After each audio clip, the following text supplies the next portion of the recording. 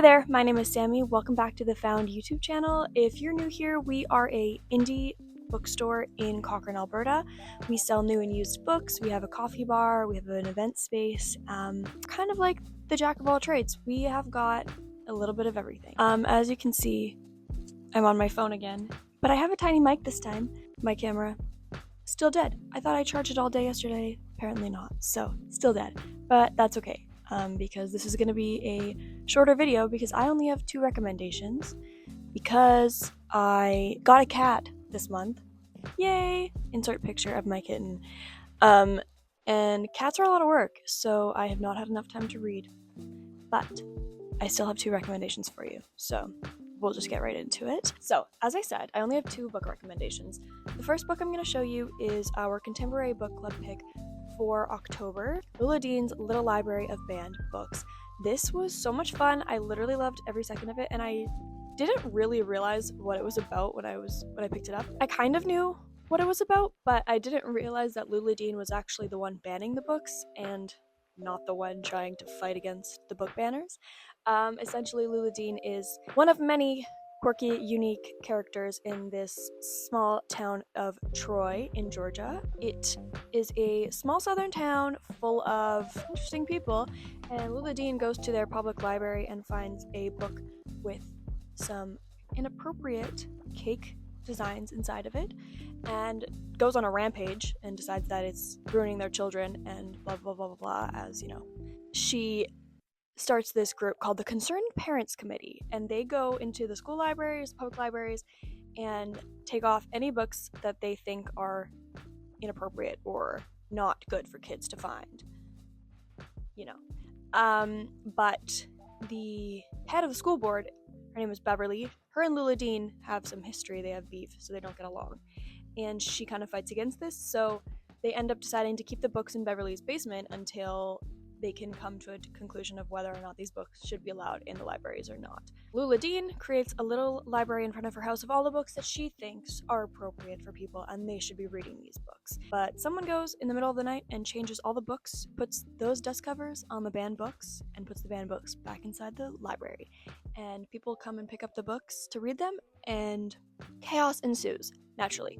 Now, this book is very timely. I did not choose this as our book club pick knowing what was going to come in Alberta in the next little bit, but it was an incredible read. It was a very satirical, funny way to talk about something like this. There's a lot of very different characters. There's some really evil characters that I really had a hard time reading their perspective because it changes points of views basically between all of the people. And there was a couple people that were,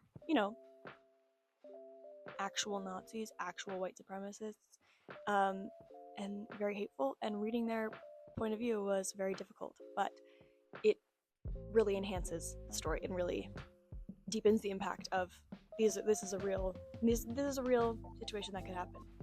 Obviously it's dramatized, but it's not out of the realm of possibility, which is horrifying.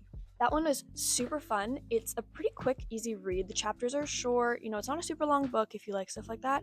And it was just funny, but also poignant and timely.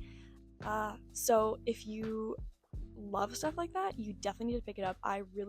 It's not been on my TBR for so long that that's actually the reason I picked it for book club, was so that I had to read it, and I just loved it. So the second book I picked was an audiobook I listened to. It was called Frankie by Maxim Leo.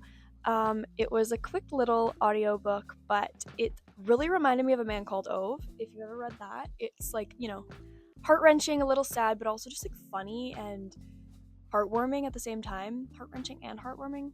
That's possible, right?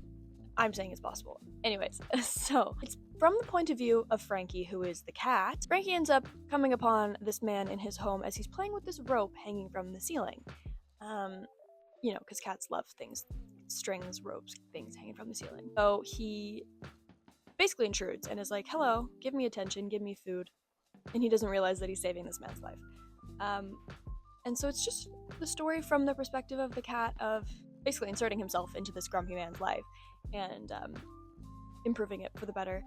Very similar, if you've read A Man Called Ove, obviously Ove was trying to end his life, and the people in his neighborhood and also the cat that he found ended up convincing him to want to live. I believe it came out on September 30th, so it's a new release.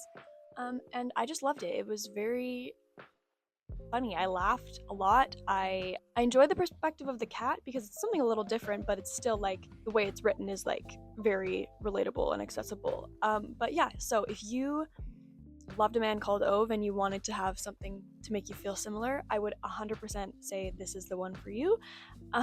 It was just fantastic, and I literally just picked it because it was short and there was a picture of the cat on the front, because obviously I love cats. I listened to this before I got my cat, but I love cats. And I wasn't expecting to find one of my favorite reads of the year. Those are my two recommendations for the month of October. I talked a lot, even though there's only two, so hopefully this is a little bit of a quicker video for you. But if you are not already subscribed, you definitely should be, because I recommend books every month, and we also have videos of the team being the team. I've got some other fun ideas that I'm playing with now that it's fall and we have a little bit more free time. You can check out our website, foundbookshop.com, for all of the things. And there's lots of events happening. Check out our website, check out our socials, and subscribe so you don't miss anything else from us. Thank you so much for watching me and my tiny mic. I hope that the audio wasn't horrible because my hand was moving a lot. Hope you enjoyed, and I will see you guys next time. Bye!